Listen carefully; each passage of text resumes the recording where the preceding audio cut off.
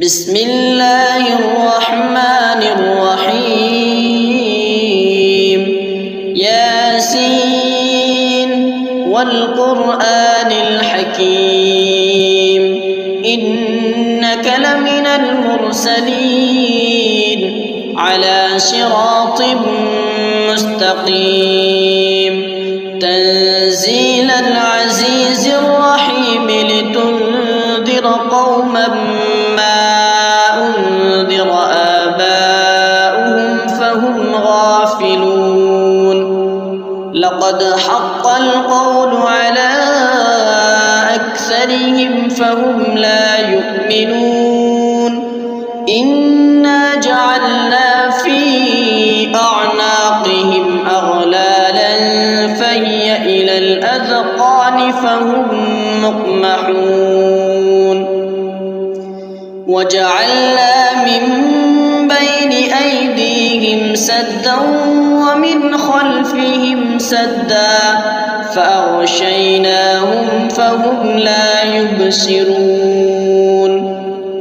وسواء عليهم أأنذرتهم أم لم تنذرهم لا يؤمنون إنما تنذر من اتبع الذكر وخشي الرحمن بالغيب فبشره بمغفرة وأجر كريم إنا نحن نحيي الموتى ونكتب ما قدموا وآثارهم وكل شيء أحصيناه في إمام مبين واضرب لهم مثلا أصحاب القرية إذ جاءها المرسلون إذ أرسلنا إليهم اثنين فكذبوهما فعززنا بثالث فقالوا إنا إليكم مرسلون قالوا ما أنتم إلا بشر مثلنا وما أنزل الرحمن من شيء إن أنتم إلا تكذبون قالوا ربنا يعلم إنا إليكم لمرسلون وما علينا إلا البلاغ المبين قالوا إنا تطيرنا بكم لئن لم تنتهوا لنرجمنكم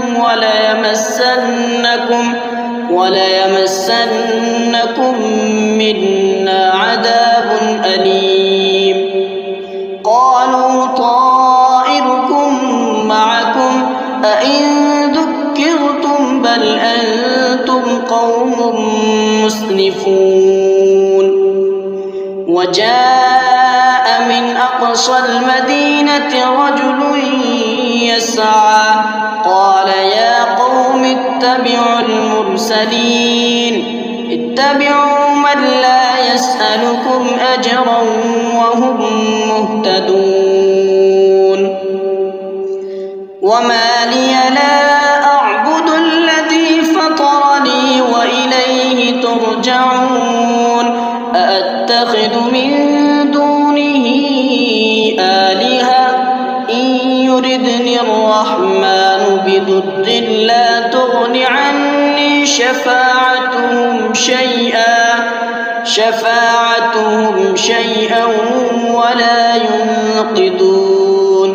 إني إذا لفي ضلال مبين إني آمنت بربكم فاسمعون قيل ادخل الجنة قال يا ليت قومي يعلمون بما غفر لي ربي وجعلني من المكرمين وما أنزلنا على قومه من بعده من جند من السماء السماء وما كنا منزلين إن كانت إلا صيحة واحدة فإذا هم خامدون يا حسرة على العباد ما يأتيهم من رسول إلا كانوا به يستهزئون ألم يروا كم أهلكنا قبلهم من القرون أنهم إليهم لا يرجعون وإن كل لما جميع لدينا محضرون وآية لهم الأرض الميتة أحييناها وأخرجنا منها حبا فمنه يأكلون وجعلنا فيها جنات من نخيل وأعناب وفجرنا فيها من العيون ليأكلوا من ثمره وما عملته أيديهم أفلا يشكرون سبحان الذي خلق الأزواج كلها مما تنبت الأرض ومن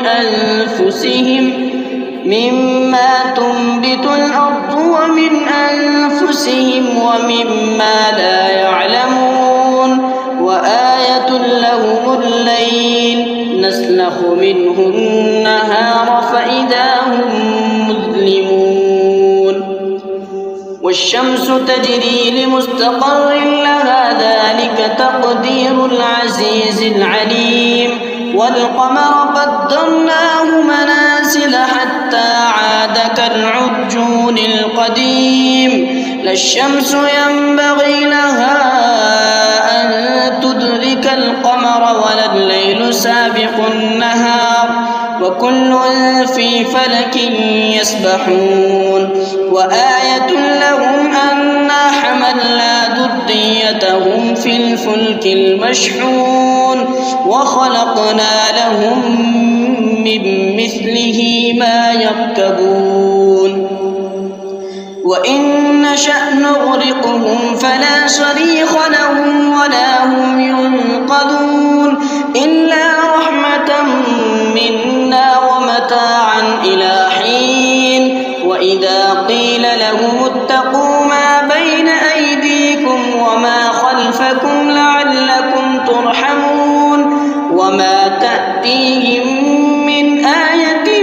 من آيات ربهم إلا كانوا عنها معرضين وإذا قيل لهم أنفقوا مما رزقكم الله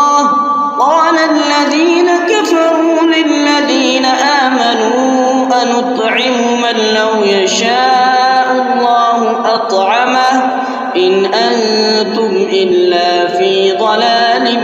مبين ويقولون متى هذا الوعد إن كنتم صادقين ما ينظرون إلا صيحة واحدة تأخذهم وهم يخصمون فلا يستطيعون توصية ولا إلى أهلهم يرجعون ونفخ في الصور فإذا هم من الأجداث إلى ربهم ينسلون قالوا يا ويلنا من بعثنا من مرقدنا هذا ما وعد الرحمن وصدق المرسلون إن كانت إلا صيحة واحدة فإذا هم جميع لدينا محضرون فاليوم لا تظلم نفس شيئا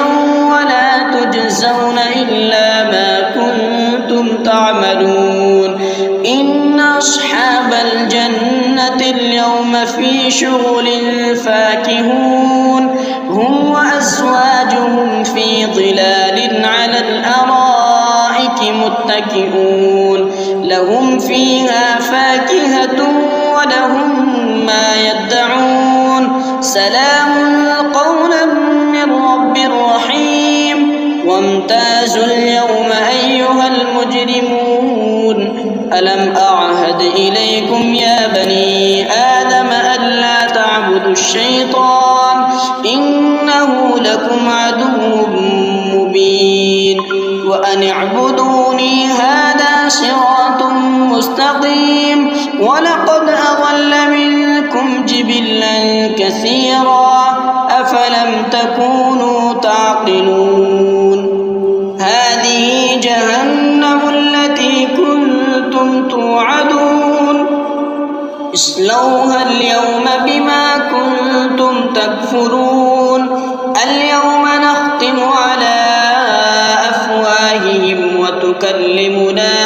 أيديهم وتشهد أرجلهم بما كانوا يكسبون ولو نشاء لطمسنا على أعينهم فاستبقوا الصراط فأنى يبصرون ولو نشاء لمسخناهم على مكانتهم فما استطاعوا مضيا ولا يرجعون ومن نعمره ننكسه في الخلق أفلا يعقلون وما علمناه الشعر وما ينبغي له إن هو إلا ذكر وقرآن مبين لينذر من كان حيا ويحق القول على الكافرين أولم يروا أنا خلقنا لهم مما عملت أيدينا أنعاما فهم لها مالكون وضللناها لهم فمنها ركوبهم ومنها يأكلون ولهم فيها منافع ومشارب أفلا يشكرون واتخذوا من دون الله آلهة لعلهم ينصرون لا يستطيعون نصرهم وهم لهم جند محضرون فلا يحزنك قولهم إنا نعلم ما يسرون وما يعلنون أولم ير الإنسان أنا خلقناه من نطفة فإذا هو خصيم مبين وضرب لنا مثلا ونسي خلقه قال من يحيي العظام وهي رميم قل يحييها الذي أنشأها أول مرة وهو بكل خلق عليم الذي جعل لكم من الشجر الأخضر نارا فإذا أنتم منه توقدون أوليس الذي خلق السماوات والأرض بقادر على أن يخلق مثلهم بلى وهو الخلاق العليم إنما أمره إذا أراد شيئا أن يقول له كن فيكون فسبحان الذي بيده ملكوت كل شيء وإليه ترجعون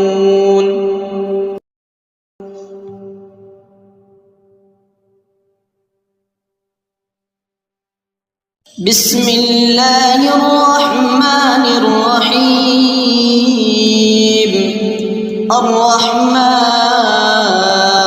علم القرآن خلق الإنسان علمه البيان الشمس والقمر بحسبان والنجم والشجر يسجدان والسماء رفعها ووضع الميزان ألا تطغوا في الميزان وأقيموا الوزن بالقسط ولا تخسروا الميزان والأرض وضعها للأنام فيها فاكهة والنخل ذات الأكمام والحب ذو العصف والريحان فبأي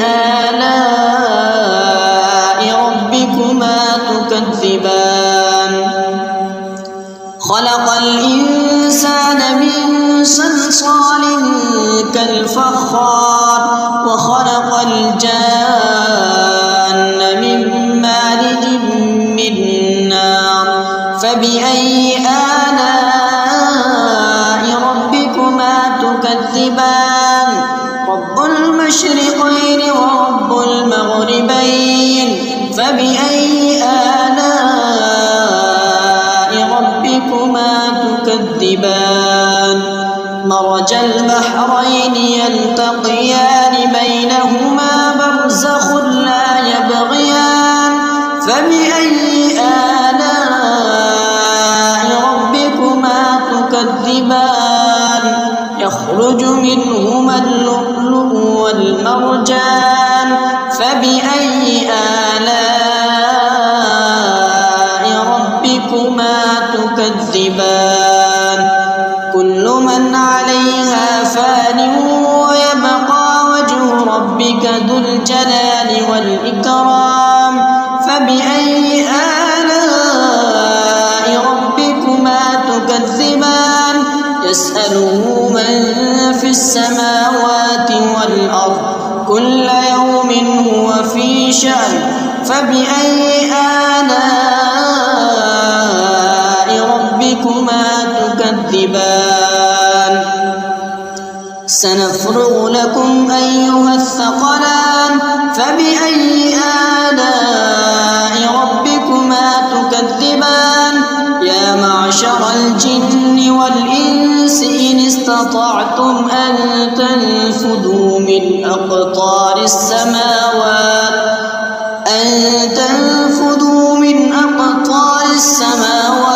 والأرض فانفذوا لا تنفذون إلا بسلطان فبأي آلاء ربكما تكذبان يرسل عليكما شواظ من نار ونحاس فلا تنتصران فبأي آلاء ربكما تكذبان فإذا انشقت السماء فكانت وردة كالدهان فبأي آلاء ربكما تكذبان فيومئذ لا يسأل عن ذنبه إنس ولا جان فبأي آلاء ربكما تكذبان يعرف المجرمون بسيماهم فيؤخذ بالنواصي والأقدام فبأي آلاء ربكما تكذبان هذه جهنم التي يكذب بها المجرمون يطوفون بينها وبين حميم آن فبأي آلاء ربكما تكذبان ولمن خاف مقام ربه جنتان فبأي آلاء ربكما تكذبان ذواتا أفنان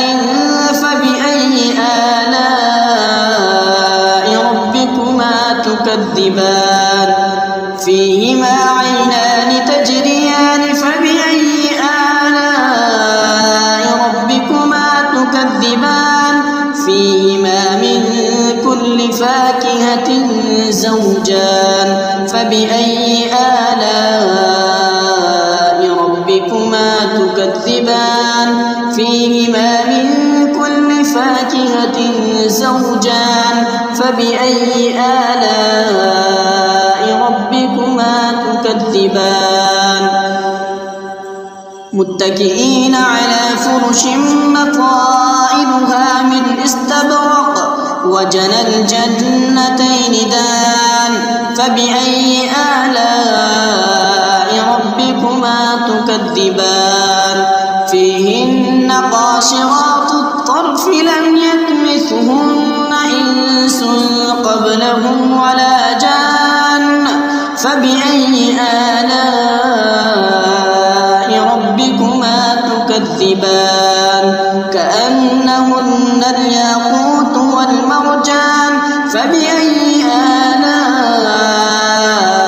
ربكما تكذبان تكذبان هل جزاء الإحسان إلا الإحسان فبأي آلاء ربكما تكذبان ومن دونهما جنتان فبأي آلاء ربكما تكذبان مدهامتان فبأي آلاء ربكما تكذبان فيهما عينان نضاختان فبأي آلاء ربكما تكذبان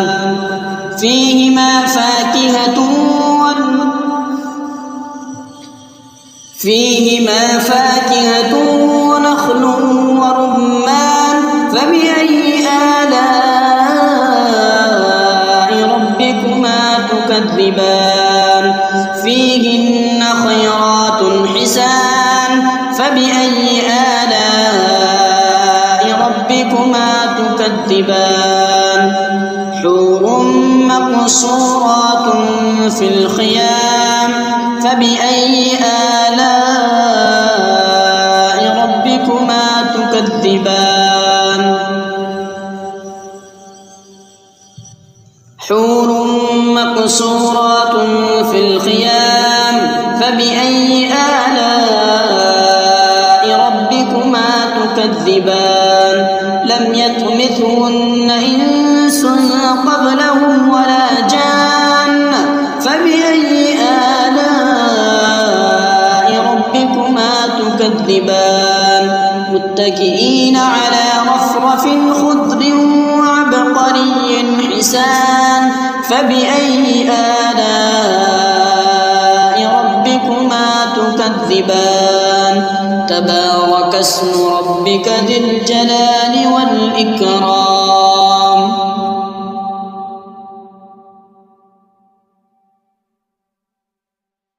بسم الله الرحمن الرحيم إذا وقعت الواقعة ليس لوقعتها كاذبة خافضة رافعة إذا رجت الأرض رجا وبست الجبال بسا فكانت هباء منبثا وكنتم أزواجا ثلاثة فأصحاب الميمنة ما أصحاب الميمنة وأصحاب المشأمة ما أصحاب المشأمة والسابقون السابقون أولئك المقربون في جنات النعيم ثلة من الأولين وقليل من الآخرين على سرر موضونة متكئين عليها متقابلين يطوف عليهم ولدان مخلدون بأكواب وأباريق وكأس من معين لا يصدعون عنها ولا ينزفون وفاكهة مما يتخيرون ولحم طير مما يشتهون وحور عين كأمثال اللؤلؤ المكنون جزاء بما كانوا يعملون لا يسمعون فيها لغوا ولا تأثيما إلا قيلا سلاما سلاما وأصحاب اليمين ما أصحاب اليمين في سدر مخضود وطلح مندود وظل ممدود وماء مسكوب وفاكهة كثيرة لا مقطوعة ولا ممنوعة وفرش مرفوعة إنا أنشأناهن إنشاء فجعلناهن أبكارا أترابا لأصحاب اليمين ثلة من الأولين وثلة من الآخرين وأصحاب الشمال ما أصحاب الشمال في سموم وحميم وظل من يحموم لا بارد ولا كريم إنهم كانوا قبل ذلك مترفين وكانوا يصرون على الحنث العظيم وكانوا يقولون أئذا متنا وكنا ترابا وعظاما أئنا لمبعوثون أوآباؤنا الأولون قل إن الأولين والآخرين لمجموعون إلى ميقات يوم معلوم ثم إنكم أيها الضالون المكذبون لآكلون من شجر من زقوم فمالئون منها البطون فشاربون عليه من الحميم فشاربون شرب الهيم هذا نزلهم يوم الدين نحن خلقناكم فلولا تصدقون أفرأيتم ما تمنون أأنتم تخلقونه أم نحن الخالقون نحن قدرنا بينكم الموت وما نحن بمسبوقين على أن نبدل أمثالكم وننشئكم فيما لا تعلمون ولقد علمتم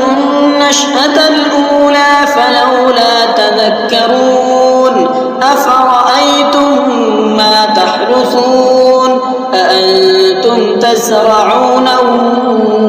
أم نحن الزارعون لو نشاء لجعلناه حطاما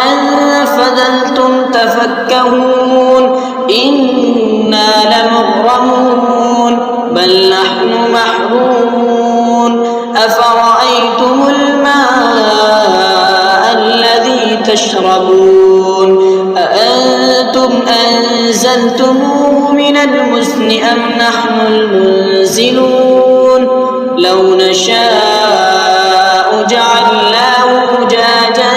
فلولا تشكرون أفرأيتم النار التي تورون أأنتم أنشأتم شجرتها أم نحن المنشئون نحن جعلناها تذكرة ومتاعا للمقوين فسبح باسم ربك العظيم فلا أقسم بمواقع النجوم وإنه لقسم لو تعلمون عظيم إنه لقرآن كريم في كتاب مكنون لا يمسه إلا المطهرون تنزيل من رب العالمين أفبهذا الحديث أنتم مدهنون وتجعلون رزقكم أنكم تكذبون فلولا إذا بلغت الحلقوم وأنتم حينئذ تنظرون ونحن أقرب إليه منكم ولكن لا تبصرون فلولا إن كنتم غير مدينين ترجعونها إن كنتم صادقين فأما إن كان من المقربين فروح وريحان وجنة نعيم وأما إن كان من أصحاب اليمين فسلام لك من أصحاب اليمين وأما إن كان من المكذبين الضالين فنزل من حميم وتصلية جحيم إن هذا لهو حق اليقين فسبح باسم ربك العظيم بسم الله الرحمن الرحيم تبارك الذي بيده الملك وهو على كل شيء قدير الذي خلق الموت والحياة ليبلوكم أيكم أحسن عملا وهو العزيز الغفور الذي خلق 7 سماوات طباقا ما ترى في خلق الرحمن من تفاوت فارجع البصر هل ترى من فتور ثم ارجع البصر كرتين ينقلب إليك البصر خاسئا وهو حسير ولقد زينا السماء الدنيا بمصابيح وجعلناها رجوما للشياطين وأعتدنا لهم عذاب السعير وللذين كفروا بربهم عذاب جهنم وبئس المصير إذا ألقوا فيها سمعوا لها شهيقا وهي تفور تكاد تميز من الغيظ كلما ألقي فيها فوج سألهم خزنتها ألم يأتكم نذير قالوا بلى قد جاءنا نذير فكذبنا وقلنا ما نزل الله من شيء إن أنتم إلا في ضلال كبير وقالوا لو كنا نسمع أو نعقل ما كنا في أصحاب السعير فاعترفوا بذنبهم فسحقا لأصحاب السعير إن الذين يخشون ربهم بالغيب لهم مغفرة وأجر كبير وأسروا قولكم أو اجهروا به إنه عليم بذات الصدور ألا يعلم من خلق وهو اللطيف الخبير هو الذي جعل لكم الأرض ذلولا فامشوا في مناكبها وكلوا من رزقه وإليه النشور أأمنتم من في السماء أن يخسف بكم الأرض فإذا هي تمور أم أمنتم من في السماء أن يخسف أن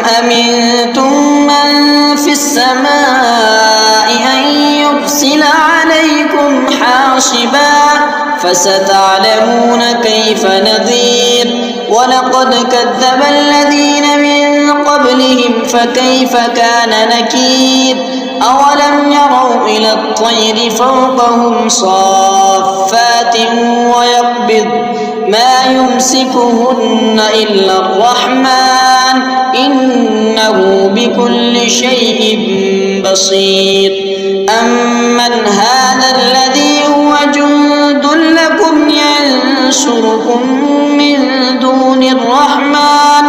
إن الكافرون إلا في غرور أمن هذا الذي يرزقكم إن أمسك رزقه بل لجوا في عتب ونفور أفمن يمشي مكبا على وجهه أهدى أمن يمشي سويا على صراط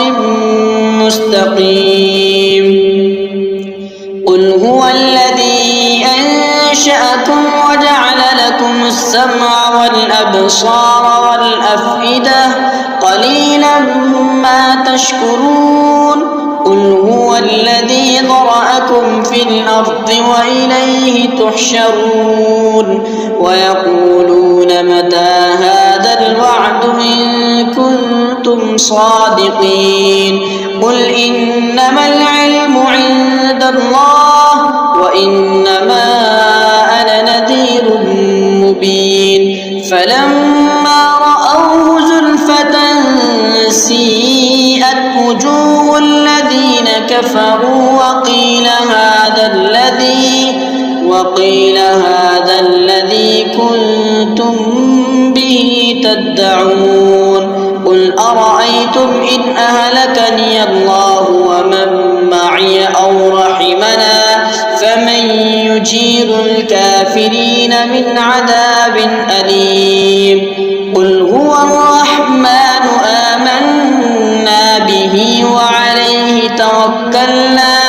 فستعلمون من هو في ضلال مبين قل أرأيتم إن أصبح ماؤكم